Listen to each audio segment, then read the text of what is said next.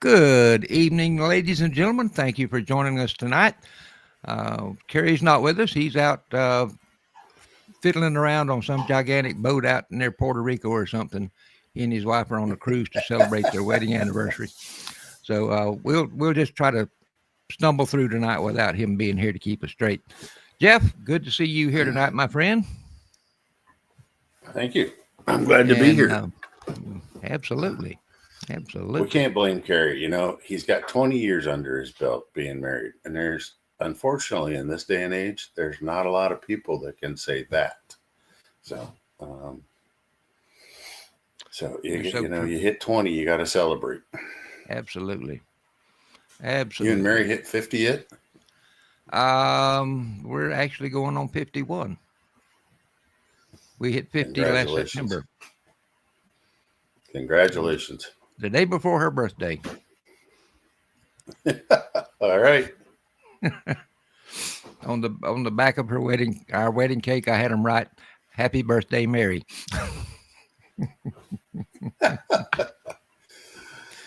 Okay, let's kick this thing off. Hey, tonight, folks, we're going to be talking. What are we going to tell them tonight? Oh, well, today's live stream, we're going to be diving into the best practices for brooding baby chicks.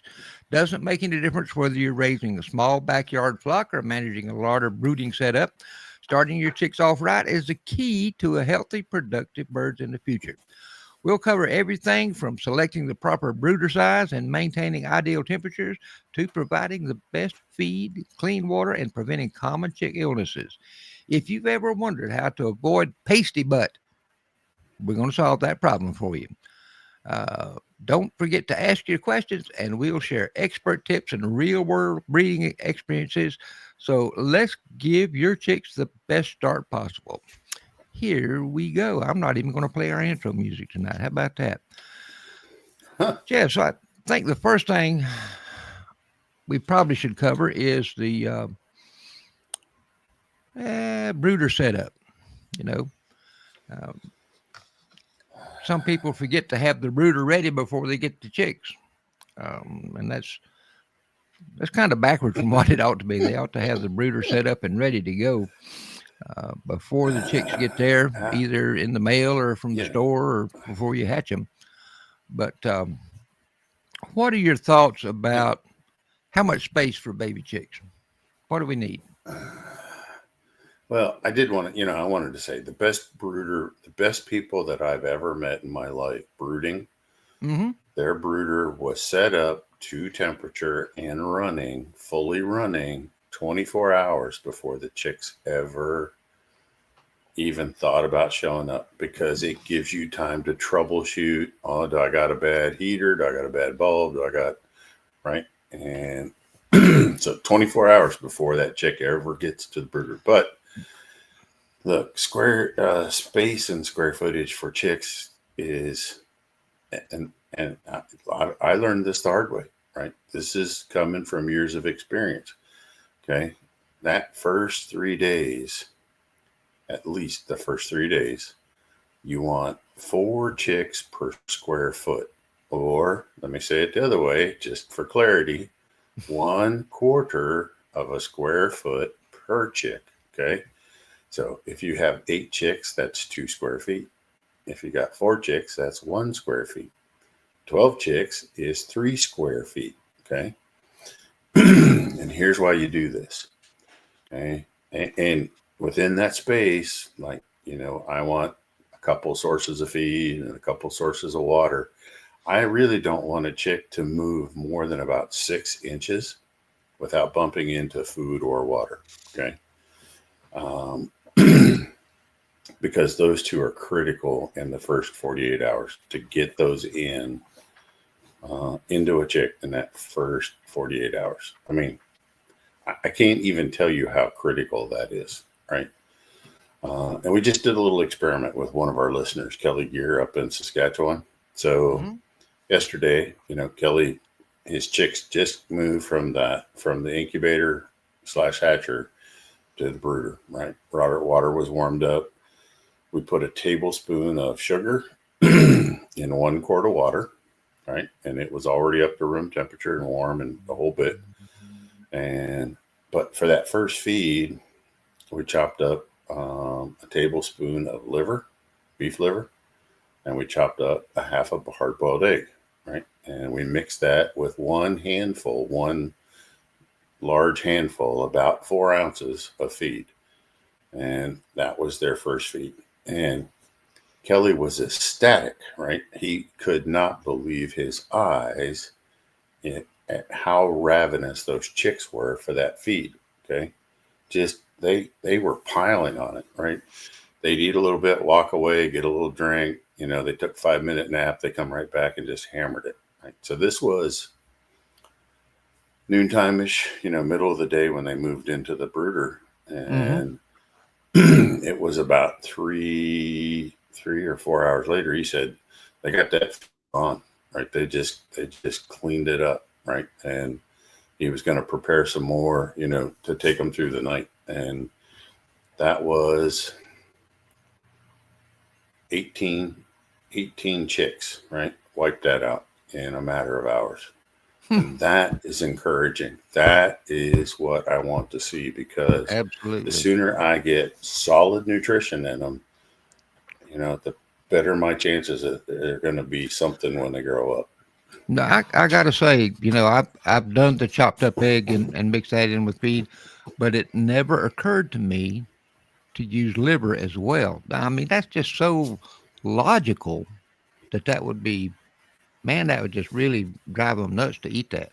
I can see that. Well, yeah, I mean, it's loaded with B vitamins. It's got Oh a yeah. really nice fat level to it. It's easy to digest. It's not a coarse, stringy type of, meat protein. Plus, it holds all the fines, right? So if you're using a mash feed or you're adding some supplement to it or something like that, right? It helps between the moisture of the egg and the moisture of the liver. It binds it all together. But he was just, I hope he tunes in tonight and can expound upon it. But I mean, it was just, we were on a live, messenger, video call, right? And he was just like, man, look at him go at it. I mean, just constantly, like, almost like he was watching some sort of, professional sport, and something was happening every second. It's like, Well, and they were just watching baby chicks do that kind of thing, that just really warms my heart. I'll be honest with you. I love to watch them. Right. Oh, that's just great. But you can rest assured, I'm not giving baby chicks anything else but feed that's got some chopped liver in it. It was amazing, right? And I mean, I kind of knew what was going to happen. And they asked if that was chicken liver. No, it was beef liver, right? I am not a fan of feeding the same species back to each other.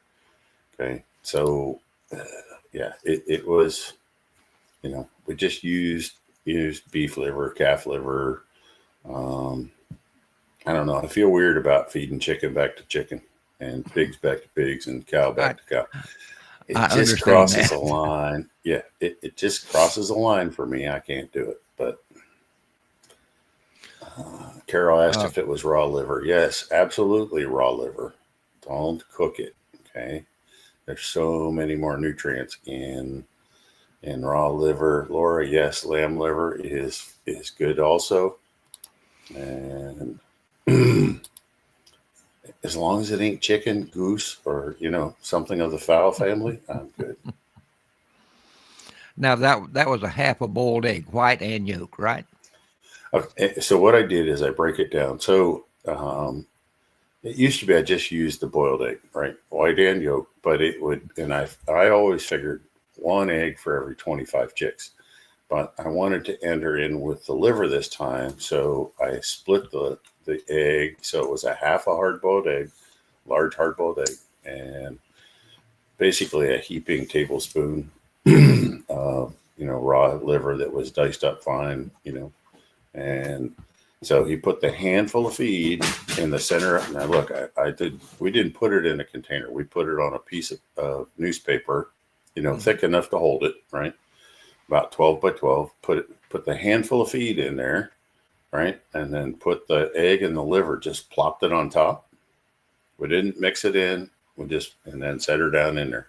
They did all the mixing by themselves. Within 30 minutes, they had it pancaked down and were working it really hard. And so I didn't want any obstructions. The reason we didn't put it in a bowl or a pan or anything like that, I wanted it level surface. So they weren't tripping on anything, right? They could get right up to it. Makes sense. And second feeding, he put it in about a 6-inch bowl that only had half, 3/4 of an inch lip around the edge. But once they knew what was in the middle of that bowl, they were doing high jumps to get in there. And they were just, okay. That's what you call getting them off to a strong start. Well, sitting there watching your chickens at all ages is hilarious, right? It is.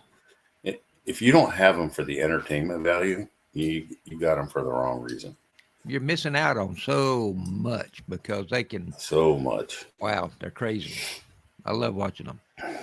Rob says you should see baby chicks, even hours old, fight over and chase each other over live mealworms. I believe it. Yeah, yes, I believe it. That wiggle factor get their attention.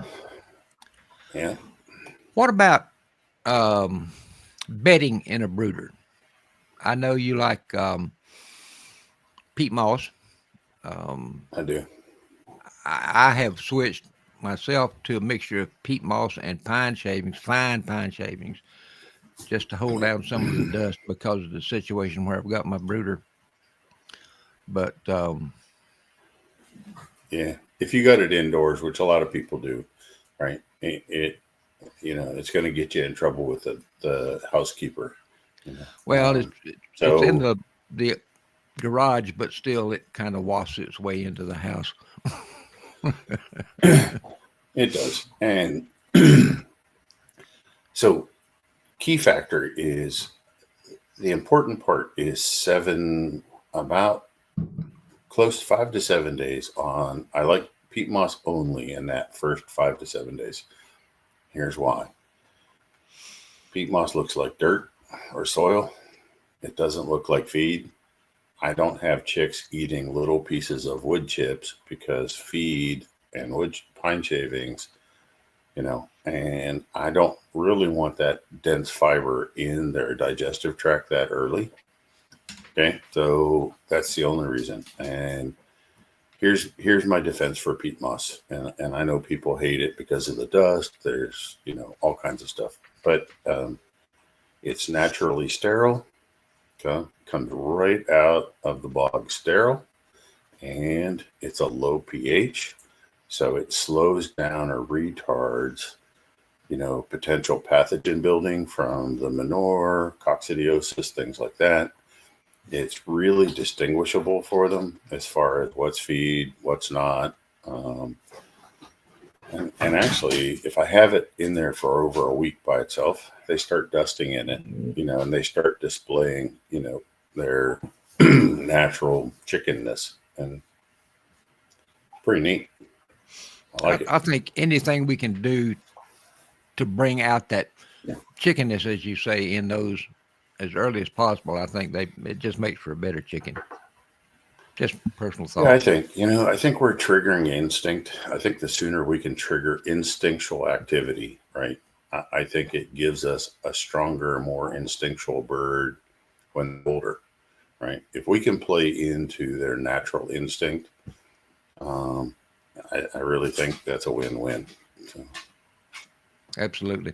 Laura wants to know, going back to the beef liver, how long do you feed that initial egg liver feed mix? So we're going to do this for the first, 4 or 5 days. And then we're going to switch to every other day. And then, later on in the second week, early third week, we're going to go to every third day. Okay. So we're going to gradually reduce it. The other thought process behind doing that mixture is it gets them on feed faster, right? And Kelly's using a really coarse mash, like you can see the whole oats and bigger pieces there, even for day-old chicks. Okay, so I know people are sitting there cringing, thinking they can't eat that. Well, No, they sure yeah, can. actually they can. Just like Rob said, them fighting over a mealworm. Well, it's a whole lot bigger than a kernel of oat.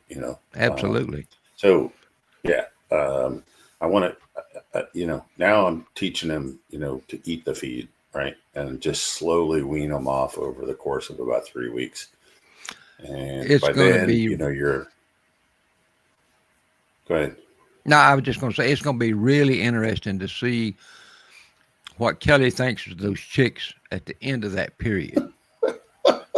They're going to be huge, Rip. They're going to Oh, be they huge. are. I know.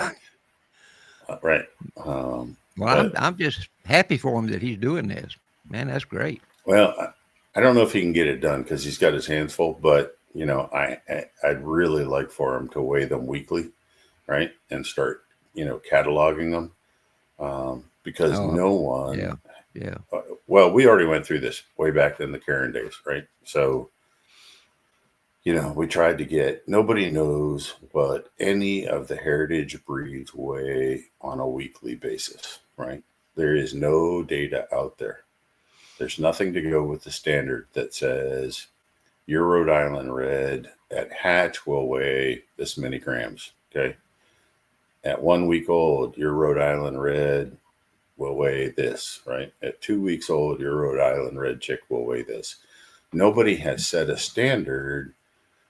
All the commercial breeds, right? All the Cornish cross people, all the laying hen people, it's all out there. They'll tell It's you all been exactly. documented.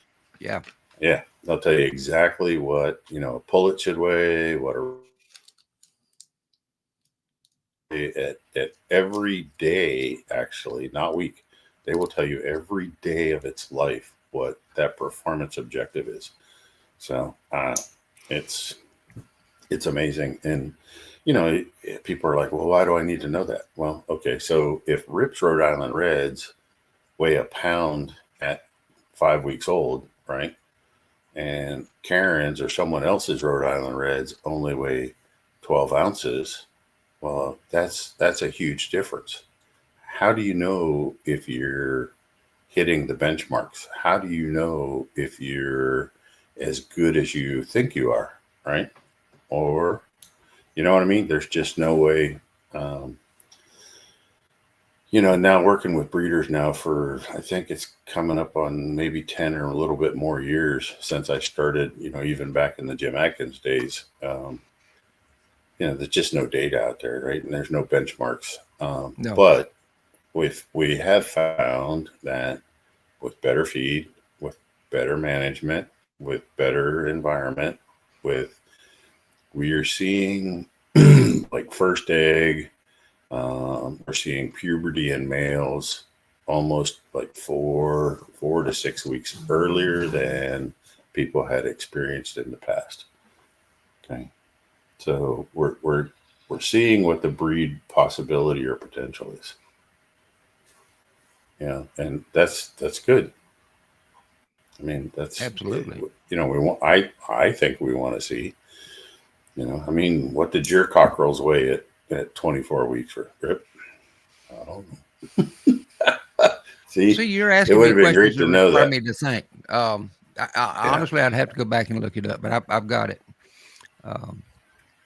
But were they Do we have anything bigger? else we can compare it to? Were they bigger than they normally would have been? And the feed out of that triple N feed. Yeah, they were bigger than Yeah. what they had been in the past. Right. Not humongously bigger, but noticeably bigger. Noticeably bigger. Yep. Yeah. Ariel's got a question here. She wants to know, how do you feel about horse pine pellets, specifically for bantam ducks, since they are a watery mess? I don't have any experience with the pine pellets, and I don't either. I know Carrie and Jennifer at Bryant's Roost and some other people are really liking the hemp pellets, which to me would be a lot the same. I don't want to blow people's minds, but this is we did this field trial, right, at Fertrell. with an intern, right? And if anybody wants to see the published field trial, that's fine. I'll happily send it to whoever. The field trial comparison was peat moss compared to pine shavings. Okay. Now, it wasn't just about moisture and manure control, but it was also at the detection or the management of odors and ammonia. Okay. So this was our trial. We had two 8 square foot brooders, right? 8 by 8s. Each one had 50 chicks in it. Okay, that we were raising up, and we'd finish them later. So, but we did peat moss in one brooder, and we did shavings in the other brooder. Right, Tractor Supply, nothing fancy, just the medium.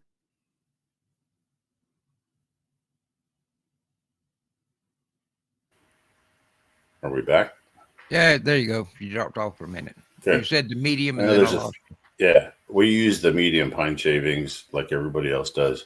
Here's what we found. We used 5.5 bales of pine shavings. We only used 1 bale of peat moss. One of the 3.4 cubic feet or whatever, the bales are. Okay. 5.5 to 1 ratio for managing the brooder. Okay. And observation wise, when we went in and we put new shavings in, the chicks all ran to the other side of the brooder to get away from it, right? They were scared to death of it. When we added more bedding with the peat moss, the chicks all ran up to be the first ones to jump in. Okay. It was like new sand in the sandbox for a bunch of toddlers. Okay. And that's the best way I can describe it. So 5.5 to 1 ratio as far as moisture holding capacity, odor control. Okay. So it is pretty amazing stuff. There's no doubt in my mind that peat moss holds more moisture than pine shavings, or I think even the pine pellets would. Just what I've experienced. Somebody needs to do. There's a trial that somebody needs to do. Right, you need to get like a quart jar of peat moss and a quart jar of pine shavings and a quart jar of hemp pellets and a pine pellets, whatever, right? And add a known amount of water to it. Give it however much time you think is fair, and see which one holds the moisture better, right? What absorbs it quicker. Anyway, man, we went way down rabbit holes here. Sorry. No, that's okay.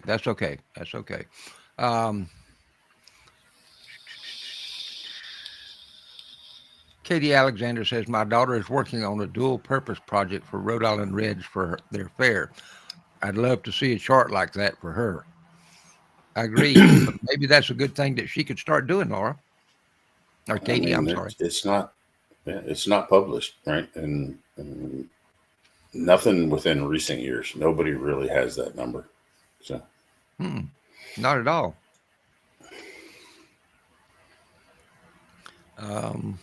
We're getting a lot of questions tonight. I'm trying to get my Wyandottes larger with will a feed regimen such as this help? Certainly get them off to a good start, no doubt about it. It will, but if the genetics are not there to make a larger bird, right? You can only take them to their genetic potential. Now, we can get them there faster, okay? But can I make it any bigger, than the parent stock was? And that's where, selective breeding, that's working through your genetics and keeping the bigger ones and working yourself up, because it's not, you can only go so far, right? You're right. And don't forget that heavier is not necessarily bigger. That's not what you really want. You don't necessarily want a heavier bird. I think she's wanting a larger body frame. Right. So that's two different and that's animals. Really all. That's all coming. I mean, you can impact it a little bit nutritionally, but at the end of the day, it's going to be, what the genetics are, parent stock, genealogy of that family or that line. Ariel says she's on it. Good girl. Okay. All right. Yeah. I'd love to see it. something. Oh man, yeah. And Rob wants to know, has peat moss, whoop, click, has peat moss gone up in price as much as shavings have? I haven't I really priced any don't peat know. moss They're this year. both, yeah. Well, and there's a good chance that both are coming from Canada, Mm-hmm. and that could be part of the reason. So it probably has gone up, at about the same rate as the shavings. But I haven't bought any, so I don't know. Um, Katie's going to sick her daughter on that little project. She said, I'll get her to start one. Awesome. It'll be nice. And let's see, double Oz. What about using dry leaves for bedding in coop once fully feathered in the coop? Depends on what the leaves are. Okay, so I have seen some leaves when they come in contact with moisture in a coop that they will have a secondary fermentation. So they, particularly your trees with more sugary saps to them. So there's a higher sugar content in the leaf. So you can, and leaves come in with their own set of funguses as well. So you want to watch for the little white spots on them, which is a fungus growth. Um, you just need to kind of monitor. You should monitor the temperature of the leaves. So if they start composting again, just make sure you got good airflow and be careful. Most of the time, nobody has a problem with it. And, I got a close friend bedded with, dried leaves, and it was okay until one time it wasn't. So if they weren't truly dry, before you put them away or stored them, then they will ferment again. Let's talk just briefly about temperature and heat sources. I know this is something we've beaten to death over the years, but I like to start chicks out, tell folks to start their chicks out at 95 degrees Fahrenheit, and then decrease it 5 degrees each week.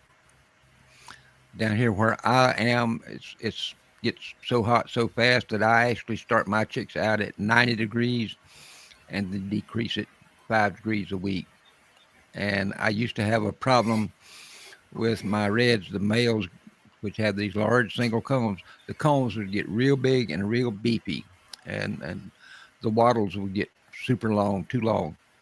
But by reducing that brooder temperature 5 degrees, I was able to get that back under control to where it really ought to be. So just something to think about. That's interesting. I wouldn't have known that it would have stimulated that, comb and wattle growth that much fast. I mean, I understand it's the air conditioning of the chicken, Yeah, and yeah. yeah, but yeah, I mean, chicks are 95. Turkey should be 97, 98, even 100, depending on, where you're at. After 2 weeks, they can start to regulate their own body temperature. They cannot do that in the first 14 days. Okay. So, with all that being said, now the books say you can drop 1 degree per day, which would be about 7 degrees a week. If you're technologically advanced enough to do that, you can drop 1 degree per day starting on day 15, right? And you can harden them right off. Pretty much for most people, you can harden them off within another, week or two, depending on where you live and what the outside temperatures are. But by 4 weeks, they should be able to withstand. They should be fully feathered, and hard feathers, and they should be able to withstand whatever the ambient temperatures are, as long as they don't have a draft on them, right? And they're not getting wet. You should be in good shape. Yeah, drafts is a killer. You got to really watch that. It is.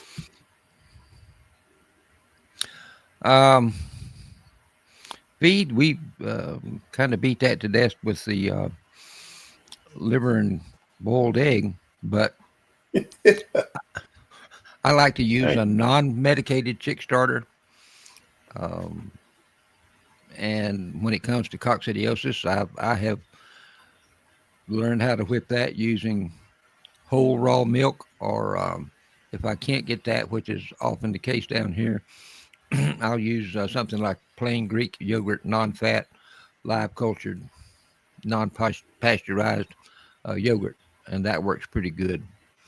That provides the gut bacteria that helps them ward off that coccidiosis oocyst or coccidia oocyst.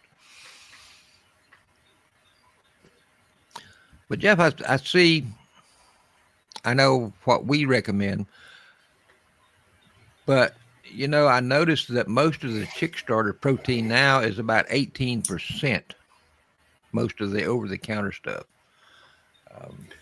Yeah, I mean it's all over the place, and I see growers all over the place. I mean, I see people using game bird starters. I see people using, and 20%, 20 to 22. Okay, because we do have breeding birds and show birds, and not commercial birds. Those feeds that you're seeing, advertised at different places around, and those are for commercial meat birds. I mean that's primarily what they're growing them for, or what they're putting that on the shelf for. And but yeah, I mean, for fancy birds, with great plumage and aspirations to be breeders somewhere down the road, I like 20 to 22 as long as those amino acids are correct. And I know I've beat amino acids for the last 3 years, right? So it's like, but every time we do this, we got new people listening, and it's like those amino acids are critical. I'm A few all shows for ago, a couple shows ago, somebody asked me, what is the best chick starter? And I said, well, to be honest, it was, Carrie's, Show Pro chick starter. And because we know that the amino acids are perfect, right? They're spot on. And it's got meat protein, it's got the right fat levels, it's got the right. And it's amazing. He's astonished at how many people actually, placed the order and got it. And so, I mean, I'm happy for him. And those people are, if they do it right, management wise, well, you've started chicks on it. You know what I'm talking about. So it's hands down, when you ever get your hands on that perfect chick starter, it's like, where have I been my whole life? Right? And you've been doing it 50 years, and that's, I don't know, you've been doing it 50 years, and you just did it the first time here in the last couple of years, using a superior enhanced chick starter. And it's like, you were amazed, right? Just listening to your comments a couple years ago. It's like, where have I been my whole life? I didn't know you could do that. Exactly right. I felt bad for all those chicks I started on anything else over the years. Survival Flare wants to know if they can use whole fresh goat milk. Will that work? Sure will. Any mammal milk. I don't care if you got goat milk, cow milk, camel milk, horse milk, pig milk. It doesn't matter to me. If you want to milk your sheep, then that's fine too. All of those milks will work just fine. Oat milk, cashew milk, coconut milk, and those are not from a mammal. They don't count. They're not real milk. I'm just sitting here trying to visualize me trying to milk a hog, but somebody's done it because they had an analysis for what what pig milk is. So that's a low somebody down milked stool. one That's enough to know. Yeah. And I don't think she's going to stand still for it, but that's not even close. Nope. Let's see. We talked about waters. As your chicks grow. We talked about waters. Well, we didn't talk about waters. We talked about the feeders. But as your chicks grow, do not forget to raise the height of your feeders and your waterers to just below the back of those chicks. That's where you want the lip of those feeders and waters. That will keep your feed and waters cleaner Plus, they will waste less feed that way. Now, waters. Rip, people don't believe us. People don't believe us, Rip, because I still see pictures Oh yeah, of feeders and water sitting on the right, ground. flat on the Okay. ground. Yep. Yeah. And then you're Um, like, well, why are my chicks wasting so much feed? Well, let's see. Because you have your feeder on the ground? Maybe? exactly. And it's not good feed? Anyway. Um, when I start baby chicks, I will put some brightly colored marbles in that little water tray just to attract the chick's attention to it, and they'll pick at that. And it's just something I've been doing for years since I started. Back when I was raising bob white quail, I did that, and Well, that helped keep you're the you're quail from you're drowning. right on the money. Well, so if you have those little quart flip overs with the trough around it, there's or even the gallon size, the reason you want the secondary reason you want to put those marbles in there is they can't get in it to their feathers, right? So they're not going to get wet, they're not going to get ascites, they're not going to get dead, right? So yeah, it's putting those marbles or something like that in there that's shiny, glittery, different color, something to attract them. You're right on the money, Rip. Can you still buy marbles though? Yeah, you can still buy I them. know you got a bag from when you were a kid, but I don't know if you. I haven't seen marbles. Mary got some the other day for some little Christmas boxes she puts together for kids, and Okay, I'm pretty sure they came from Amazon. But I've seen them at places okay, like Hobby Lobby and all that kind of place. all right. So they still do make marbles. Still make marbles. All right. Samantha Grigg, whoops, where'd it go here?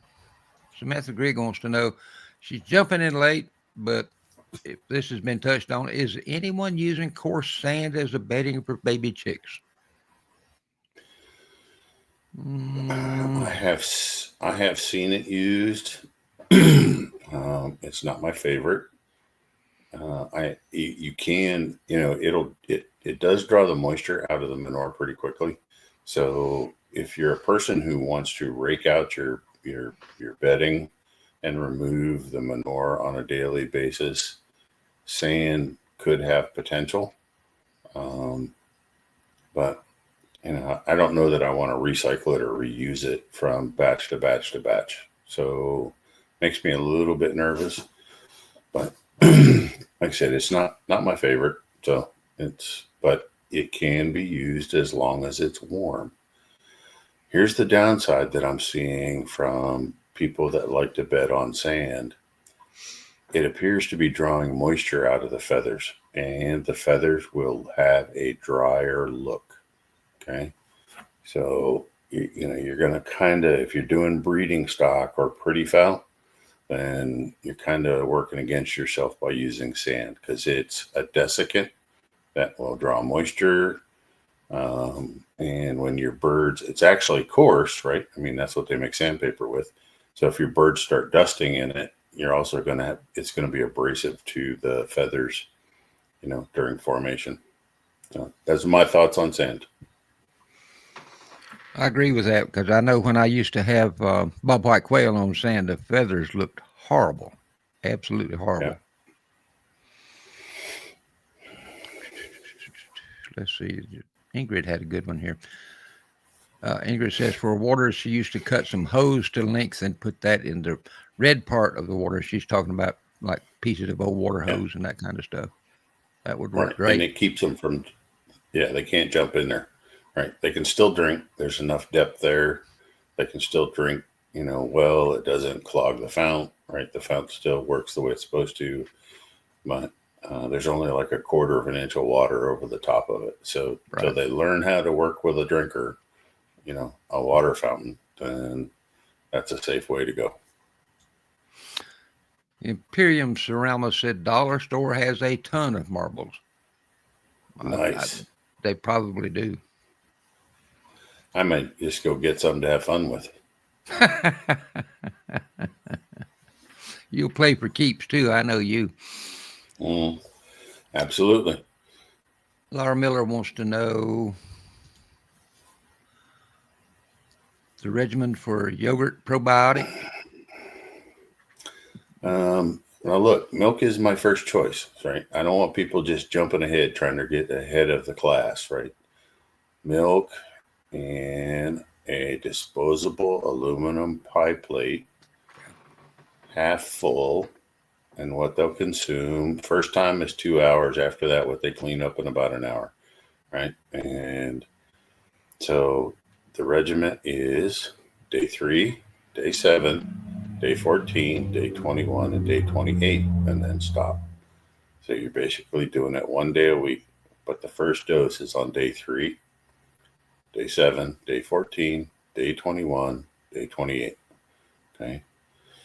Then we can use it. We can use it later on in life if, okay, you see there's a whole bunch of strange looking, droppings in the pen, like they ate something, they might have got some spoiled feed or something like that. Fine, let's give them a dose of milk, right? But chickens actually don't digest glucose and some of the things in milk properly. So doing it all the time, it'll act as a laxative and can create problems. So Here's a good question. Um, Survival Flair says she has 8 3-week-old chicks, and she says she has a feeling she has 5 males and 3 females. The roosters are fighting so much, like really fighting.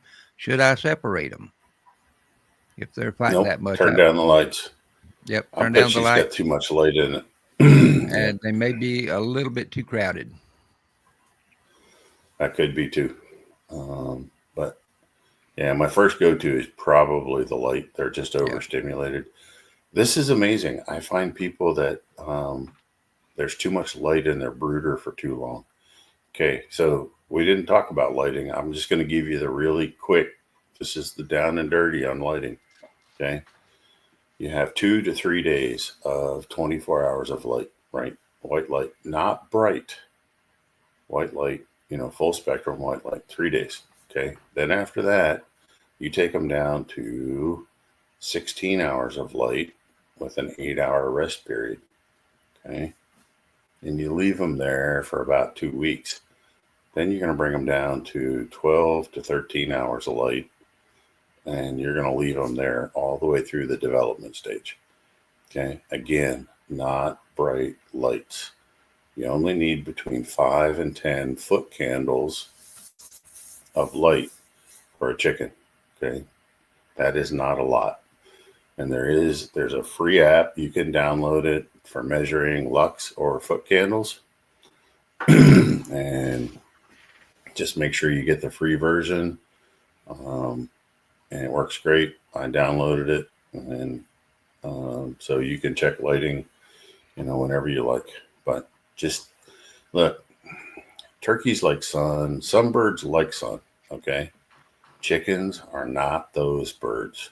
Okay, they are not sun worshippers. oh, They're they not are going to not. go lay on the beach all day long. Right now, people say, "Oh, I see them laying in the sun." Well, you will. Right? They're going to take like 30 minutes to an hour. They'll lay in the sun. They'll soak up the rays. Right, get their energy. But they're not going to do it all day. Then And they look at start your hunting a mature shady spot. flock. Yeah, look at your mature birds. Where are they at from 10 a.m. to about 2 or 3 in the afternoon? Right, they're going to be in the shade. Her comment is, "Oh my gosh, I have kept the light on full time. That will do it. I That kind will of do it." figured they're overstimulated, right? So I tell you, you put me under a bright light for 24 hours a day, full time for 3 weeks. Whoa. I'm going to fight something. I'm going to fight something. Something's going to die. So, And not going to be you. no. Let's see here. What about some common illnesses people need to be aware of? I know the one thing that probably comes to mind right off the bat is pasty butt. I used to have an occasional problem with pasty butt, but Since I started giving my baby chicks grit, and grit is in the feed that I give them automatically, but I still offer them a little container of grit. But since I've been giving them grit, I haven't had any more cases of pasty butt. Now, I don't know if that's the grit is what's causing it or not. I'm just saying that's what happened.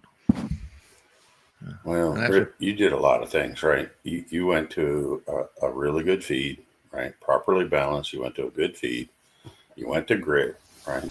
And you've been hanging out with crazy people like me now for 3 years. So a whole lot of things have changed in your life. I But keep hoping that some of that stuff will wear off on me, but so far I'm questioning all of it. no, you're doing fine. Pasty butt can come from too high of a temperature, too low of a temperature. Um, if the feed's not solid, right? If it's not a really great feed, you can get pasty butt from. What worries me is every time somebody sees pasty butt, they immediately want to get some Corid or Yeah, Amprolium or yeah, something, yeah. and that ain't pasty butt is not always coccidiosis, and in fact, No. I would say 75% of the time it is not coccidiosis. Okay. You probably just have a little bit of a digestive upset. You can hit them with some milk. But, Rip, your observation, right? So you went to a proper fiber feed, right? You went to grit, Hmm. you went to a lot of things, and it's just all coming together. And, but a lot of times in the brooder, actually in the brooder, I see pasty butt related more to temperature, Yeah, temperature yeah, control. Because if you get them too hot, if you don't have something that'll regulate the temperature, especially now with, like our days are in the 80s already and our nights are in the 50s, if you don't have something to kind of semi regulate that and help you manage temperature swings, you can see some pasty butt if you overheat them.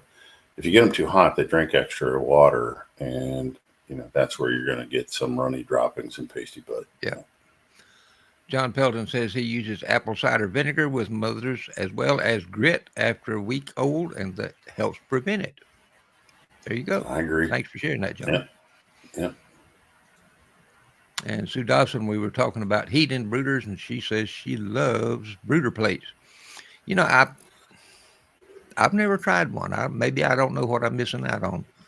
Um, may Neither, have to neither. break I'm down and old try fashioned. one. I use the old red infrared light. I use the good ones, the high quality that are actually Yeah, red glass. Okay. I Not, started I using had the. one of those. Hmm? I was going to say I started using those ceramic heaters that they look like a Yeah, they just screw into a light socket, and I've been using those for ew, 6 7 years.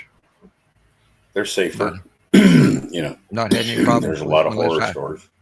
if I happen to bump up against it, it gets pretty hot. It'll scorch you. Yeah, I can believe that. I just grew up using the red light bulb, and it's worked fine. Right? And as long as I'm conscious about it, I manage it correctly, it works for me. So, Well, that good management practices that factors in huge into how our birds turn out. It really does. it does. Hey, It does. good management, good feed, and good genetics, you're off to a good start. Sue Dobson says they self adjust to their needs. I do tilt them, and no one area is really warm or another really cooler. So you keep it up, I'm going to have to break down and get one of those rascals. She's A an lot early of people are bird. using them. Yeah. Oh, yeah. Yeah. Yeah. Uh, Let's see here. Oh, distress signs in baby chicks in a brooder. If you hear loud chirping that sounds really distraught, um, you need to check and find out what's going on. Your chicks may be too cold, they may be too hot, they may need feed, they may need water. Just don't ignore that. please.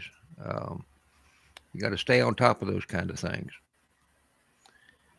Um, I like to see, and we didn't touch on this when we were talking about heat, but I like to see chicks that are evenly distributed throughout the brooder. When I see them huddling up in a corner or up in one side, then I start worrying about drafts coming from the other direction because they're trying to get away from it. Um, if I see them forming a circle around inside of that, that's telling me that it's starting to get a little bit too warm under that brooder. But as long as they're evenly distributed around the brooder and running around and eating and pecking and just doing chicken things, completely happy with that. Yep, I agree. But you can get that kind of go to you're talking about drafts, like if you see a bunch of them in a corner or something like that. Mm-hmm. Mm-hmm. I've actually seen it where, like there's a shadow in the room or, something that moves across the top of them, and their instinct is that, that's a predator. And of course they group together. Right. So yeah. If you don't think it's temperature or you don't think it's a draft, just look for the reason why they're going to that corner, right? So there's going to be a reason. Pretty soon you can get to where you can start to think like chickens. I hate to admit that's not a that. good thing. Yeah, I know it. That's not a good thing. Oh, mercy. Jeff, what about what's your feelings on electrolytes and vitamin packages for baby chicks? Do they need it? Do they not need it? They shouldn't need it, right? These foil pouch pack electrolytes or stuff that, when I read down through the label, yeah, exactly. There's too many chlorides. Okay. So, there's sodium chloride, potassium chloride, magnesium chloride. Well, folks, those are all salts. Okay. Everything that, they're all a salt. And they're designed to go into the bloodstream quickly. I get it. Okay. So there's a time and a place for electrolytes.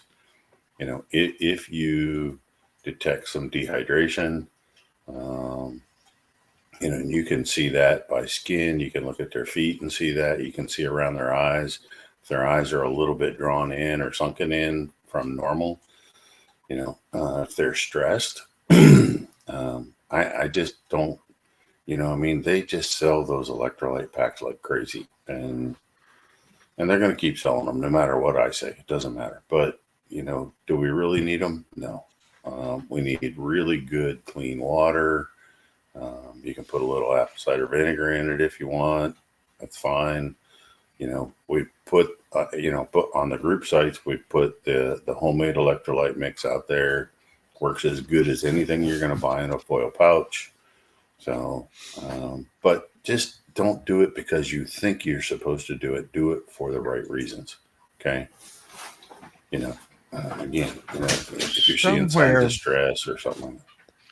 Jeff, somewhere I've got some photos, and I think I posted them one time, of signs you can look for on baby chicks to see whether they're dehydrated or not. I'm going to have to see if I can dig those out.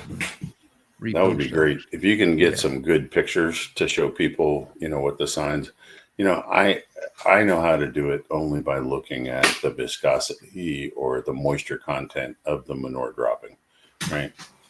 So the quick, easy way to say this is I want a manure dropping to be wider than it is tall, right? So if I see manure that is stacking up,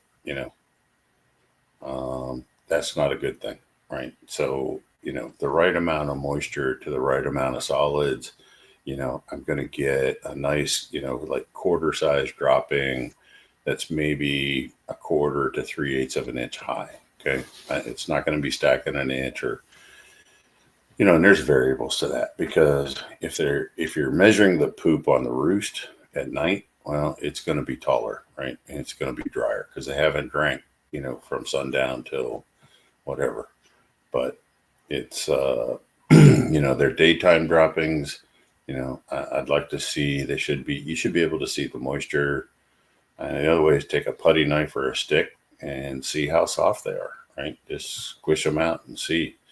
If they're hard like a rabbit pellet, then we got a problem. You're not getting enough water into your birds, whether it's not easily accessible, for whatever reason. They're just not, right? They're not getting enough water into them. Their water consumption should always be twice as much as the feed. Okay, so if they eat a pound of feed, they should drink 2 pounds of water. Okay, there's the rule of thumb for poultry forever. We've known this for 100 years. So 2 to 1 by weight.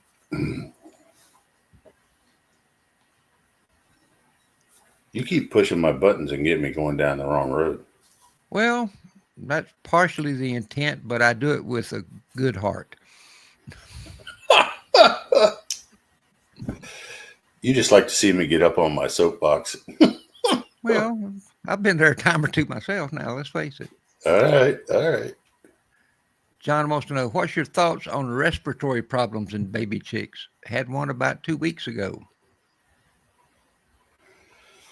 Boy, John, if we've got people bundle up their baby chicks, right? And they do not exchange the air in the brooder often enough. So no matter where the chicken lives, okay, brooder, sitting on your lap, out in the chicken coop, wherever, okay, we need 100% air exchange, a minimum of 6 times per day.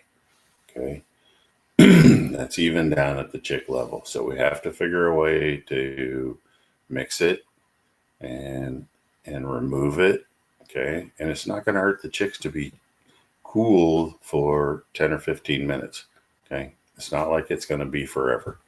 So gotta have air quality, gotta have air, and that's the best way to avoid those.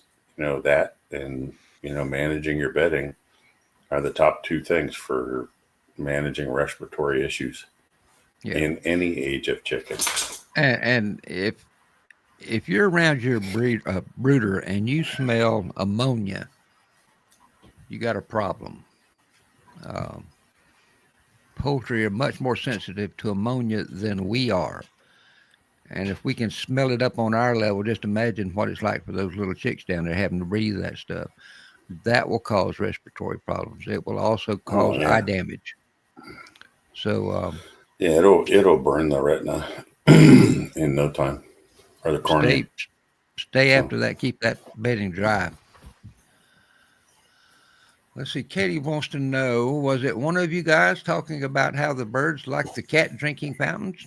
I believe that was Jeff. Yep. Whenever you can have moving water, chickens will consume more, right? So I got a friend of mine in Florida. He actually rigs up specialized kind of shelters for his turkeys to drink. And he's got what they call he's got spaghetti tubing, and he just lets it dribble, right?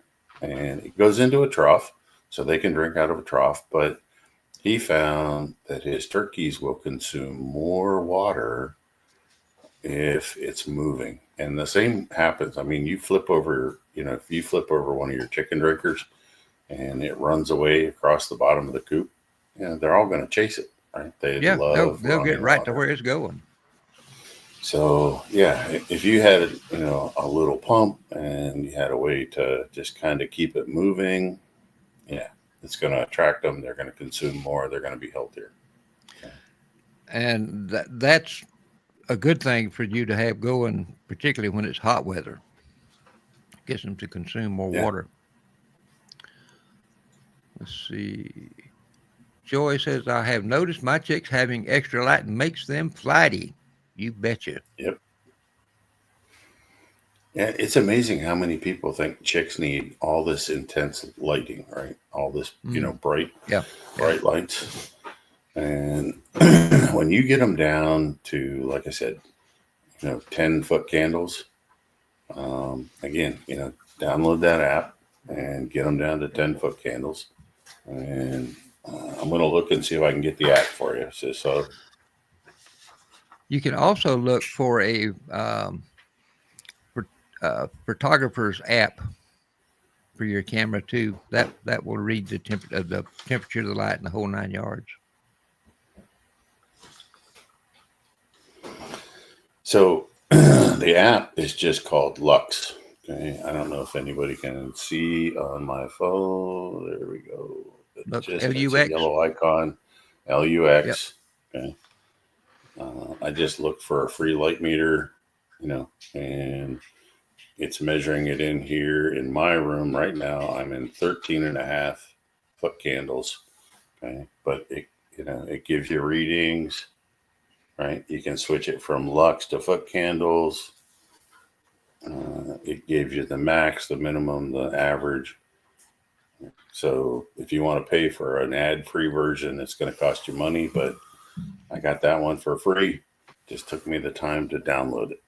So, and it's a handy tool to have. Very handy tool to have. It is. Well, and like I said, I was sitting in Kelly's chicken house, right? And I downloaded that thing, and I'm sitting there, and we were like 400-foot candles, between 400 and 500-foot candles, right? And, whoa.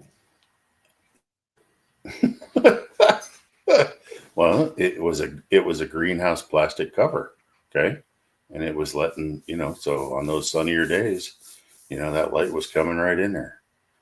Right? I imagine so. Wow. Okay. You put sunglasses on them first. Yeah. So it's, yep. I don't know if we've got any more comments. I think we've got through them.